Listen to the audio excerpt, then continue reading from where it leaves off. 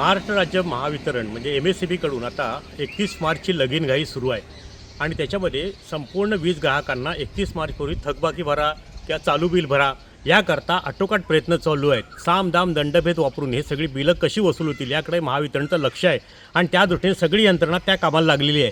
पण दुसऱ्या बाजूला एक महावितरणचा गलथान कारभार आपल्या समोर आला आहे आणि तो सुद्धा धक्कादायक आहे।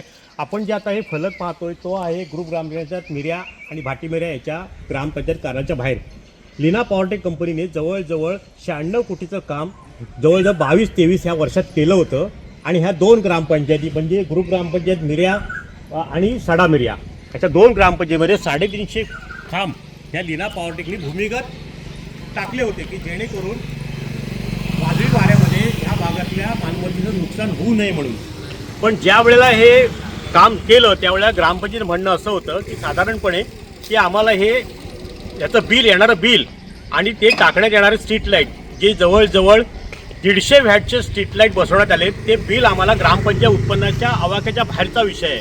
त्यावेळेला ग्रामपंचायतीने त्यांना कळवलं होतं दोन्ही की आम्हाला हे कुठेतरी आम्हाला विश्वासात घेऊन काम करा, पण महावितरणने पूर्णपणे दुर्लक्ष करत केंद्राचा प्रोजेक्ट आहे तो करायला पाहिजे या भावनेतून किंवा ह्या घमेंडीत हा संपूर्ण प्रोजेक्ट ह्या दोन ग्रामपंचायतींच्या माती लादला आणि आता त्याचा परिणाम असा आला आहे की आता ग्रामपंचायतीने पूर्ण काम करून द्या ज्या केबल टाकलेत त्या आणि आम्हाला हे अशक्य आहे आर्थिकदृष्ट्या आमचं उत्पन्नाचा विचार करून त्यावेळेला आम्हाला कमी वॅटचे स्ट्रीट लाईट उभे करा अशी त्यांची मागणी होती। पण महावितरणने आपला हेका सोडला नाही आणि त्यामुळे आता जवळजवळ ह्या ग्रामपंचायतीचे स्ट्रीट लाईट जे आपण पाहतोय ते सुद्धा दिवसा रात्रीसोबत दिवसासुद्धा ते स्ट्रीट लाईट चालू असतात की जेणेकरून हे महाराष्ट्राच्या मालमत्तेचे एक प्रकारे नुकसान महावितरणच करतंय। आणि मिळालेल्या माहितीनुसार साधारणपणे या संपूर्ण 350 स्ट्रीट लाईटचं बिल महिनाकाठी जवळजवळ 1 कोटीच्या आसपास येतं आहे।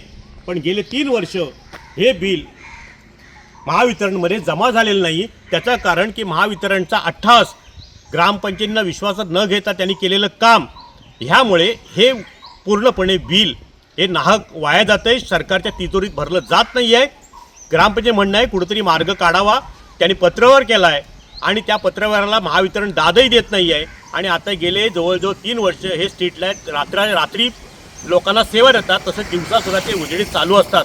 म्हणजे एकंदरीत महावितरणच्या अट्टहासामुळे साधारणपणे विचार केला तर 30 ते 35 कोटी रुपये गेल्या 3 वर्षात शासनाचं नुकसान या महावितरणने केलेलं आहे। एका बाजूला महावितरण 100 रुपये जरी थकबाकी असली तरी ग्राहकाच्या माती मारून त्याचा पाठपुरावा करून वसूल करण्याचा प्रयत्न करतं, पण आता हे एवढं मोठं उत्पन्न त्यांचं बुडतंय पण त्याच्याकडे महावितरणचे इथले स्थानिक अधिकारी ना कार्यकारी अभियंता उपअभियंता अधीक्षक अभियंता पूर्णपणे दुर्लक्ष करतायत। वास्तविक ग्रामपंचायती या दोन्ही ह्या आर्थिकदृष्ट्या तेवढ्या सक्षम नाही आहेत।